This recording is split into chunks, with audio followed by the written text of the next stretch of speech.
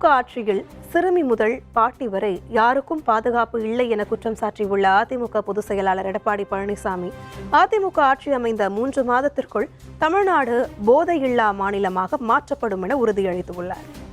இன்றைக்கு சிறுமிகளுக்கு பாதுகாப்பு இல்ல, பெண்களுக்கு பாதுகாப்பு இல்ல, பாட்டியம்மாவுக்கு கூட பாதுகாப்பு இல்ல. அப்படிப்பட்ட கேவலமான ஆட்சி இன்றைக்கு தமிழகத்திலே நடைபெற்றுக் கொண்டிருக்கின்றன. இன்றைக்கு போக்சோ வழக்குகள் 18,000 வழக்குகள், பெண்கள் பாலியல் வழக்குகள் 24,000 வழக்குகள். அதிலே நீதிமன்றத்தின் மூலமாக 6,999 சிறுமிகள் பாதிக்கப்பட்டதாக, அதற்காக 84 கோடி நிவாரணம் வழங்கப்பட்டிருக்கின்றது. அப்படி என்று சொன்னால் இந்த அரசாங்கத்தினுடைய சட்ட ஒழுங்கு எப்படி இருக்கிறது என்பதை ஒவ்வொருவரும் எண்ணி பார்க்க வேண்டும். எனக்கு முன்னாலே அவர் குறிப்பிட்டதை போல நம்முடைய செல்வம் குழந்தைகள், நம்முடைய செல்வம், அதற்காகத்தான் நாம் வாழ்ந்து கொண்டிருக்கின்றோம். அப்படிப்பட்ட நம்முடைய செல்வத்தை சீரழிக்கக்கூடிய ஆட்சி தேவையா? இன்றைக்கு இதற்கு காரணம் என்ன?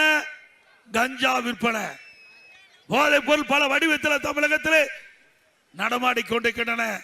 பலமுறை சட்டமன்றத்திலே இன்றைய முதலமைச்சருக்கு கவனத்திற்கு கொண்டு வந்தோம், அறிக்கையின் வாயிலாக வெளியிட்டோம், பத்திரிகையின் வாயிலாக வெளியிட்டோம்.